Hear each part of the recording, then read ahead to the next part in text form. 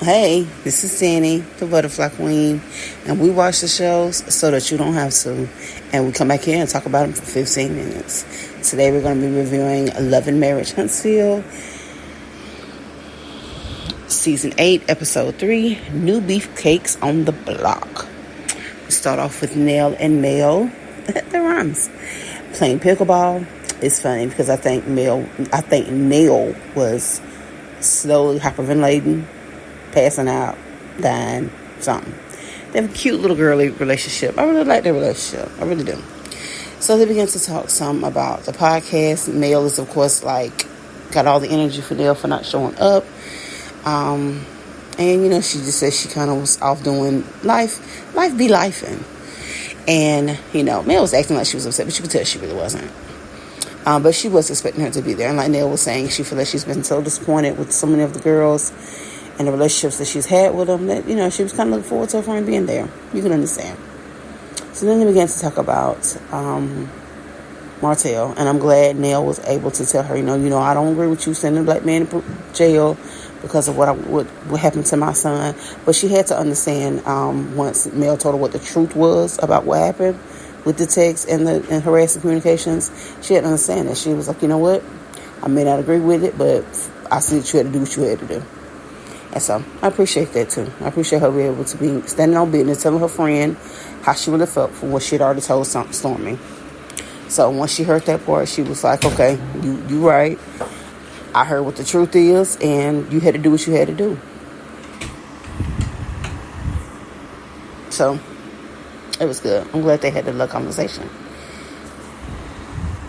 She also said that she was getting ready to meet up with Tisha and Kimmy because they didn't show up to the podcast either. So I'm waiting to hear this conversation. Okay, so we have Stormy meeting up with the new cast member, Letitia.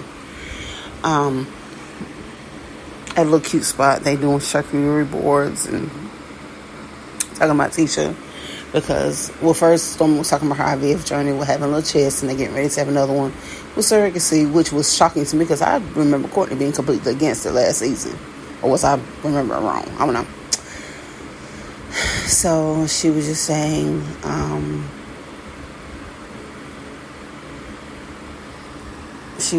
that she was looking forward to having another child through surrogate. And Letitia was saying how, she was bragging about how much she works out, before and after and later and just everything. She just works out all the time. So she's talking to Letitia. She called her Trisha. She's talking to Trisha about her first marriage. And quiet as kept. I think they're saying that she's actually still married to this guy. She brought her boyfriend on the show. She's actually still married to her first husband. But she was talking about him, and not Courtney. Stormy was saying that her husband gives Mr. vibes from Color Purple. I was like, wow.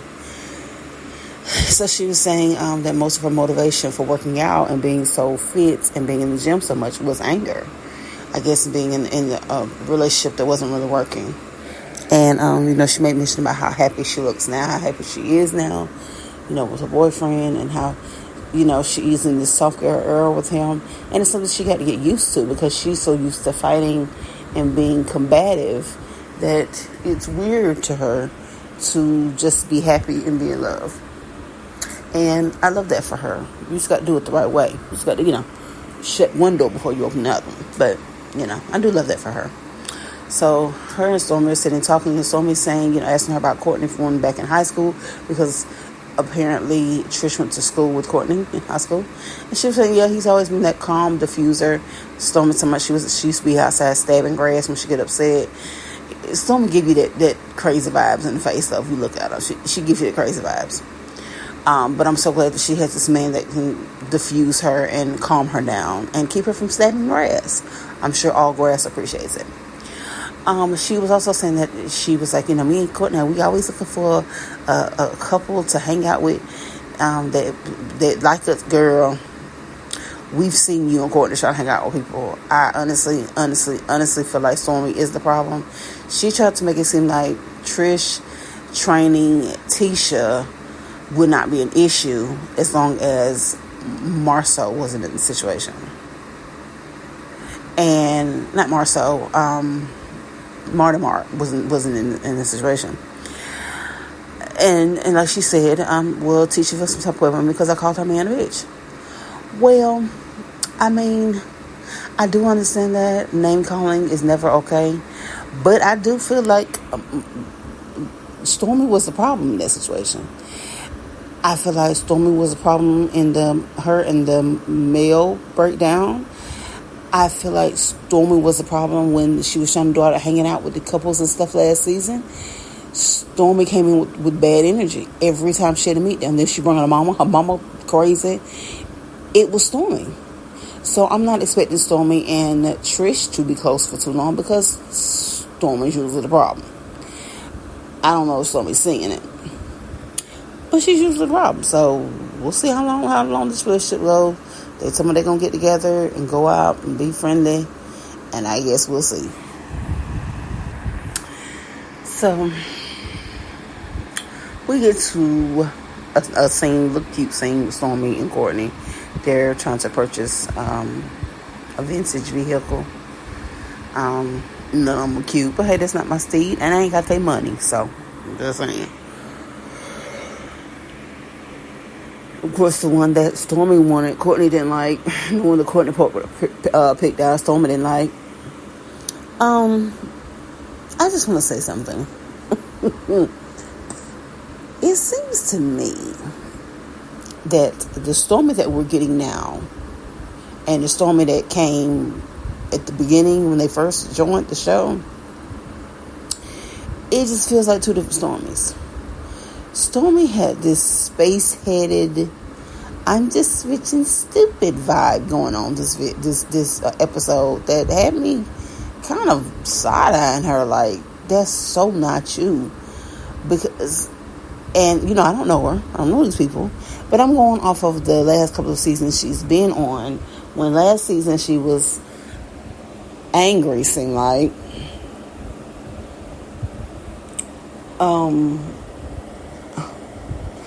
I don't know. I guess after her and Mel break up, it was a gradual decline in Stormy being really like herself, or maybe she came in as Mel's like protector to feel like she had to like kind of fight Mel's battles, because that's kind of how she presented herself when she first got there. Like, your girl would turn up ready to fight for a scene. Now she's got this ditzy, I'm just pretty and a billionaire, and my husband just lives me so much, and we're just living this life, and we just get, and you're just kind of looking at Stormy like, what are you doing? Like, her voice, it doesn't sound right. She has this huge plastered fake smile, overly excited about nothing. It even seems like, and especially in this scene, that even Courtney was kind of looking at her funny. Like, you sitting here trying to figure out when he was saying that the car was a Lincoln, and she was like Abe, and he was like, what other Lincoln could it be? When was Abe a president? Is that why they named the car a Lincoln after Abraham Lincoln? What, Roosevelt? Stormy, what are you talking about? It seems like a bit much. It's all a bit performative, and she's kind of making herself less appealing to me. And I've always loved Stormy. I liked her rawness. I liked her accent. I liked the way she was herself, even in the midst of all them girls who put out a certain way. You know, they acted a certain way. But when Stormy came, you know, Stormy's going to give you the real raw kind of street chick who made it out in the mud. Now she seems like she should be on Housewives of Potomac, just being real fake. I don't like it. I wish she'd go back to her regular self. So we finally get a chance to meet Trisha and Ken, which is the new couple on the block, and they seem pretty good for each other. They self-proclaimed fitness buffs. You know, they were just sitting around the house talking. He was saying how he wants to marry her. They want to have children. She says she has 2 from her ex-husband. He has 1 from a previous marriage. And they want to have a baby together. They want to get married soon. They want to hang out with the family and friends and have a big, huge wedding. And she was saying how she was hesitant about agreeing to train Tisha, but she is going to go ahead and do it. He was like, just don't talk about this one and that one and that one and this one. She was like, yeah. She said, but, they'll start it, but I know how to finish it. She looked like the type too. She has kind of angry face, But she said she going to try it out, see how it goes. So it's a cute little scene, a cute little introduction to who they are. Now, of course, the climax of the episode, when her and Tisha and Kimmy all sit down and get together. Very disheartening to hear that Kimmy's mom has been diagnosed with breast cancer. We're definitely praying for her. Tisha came in looking regular, looking nice. I like to see her. I like to see that regular side of Tisha. I don't know that all made up. I feel like that's performative. But they all sit down and talking. And one thing you can tell about their conversations is that these women are not friends, because they have to catch up 2-3 months of happenings whenever they sit down. Like, so what's been going on with you? How your life been since October of last year? Because that's the last time I saw you was at the reunion. Why are we perpetuating the fact that y'all supposed to be friends when y'all ain't talked in 5-6 months? But okay. But they all sit down, they all kind of talk. She kind of explains herself with the situation with Martell, of course. And Kimmy was like, it makes a whole lot more sense now that she's heard Mel explain why she did what she did. Because most of them were under the impression, that's the bad part about being friends with both parties. They were kind of like, dang, Mel wrong for that. Martell is Martell. But then when you hear what he was doing, then you're like, okay, I see why you felt like you just really had no other choice.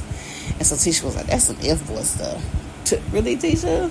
Now, you notice we've had, 3 episodes this season? We haven't seen Tisha and Marceau in the same room yet. I clocked it. Shout out to Biggie. Clocked it.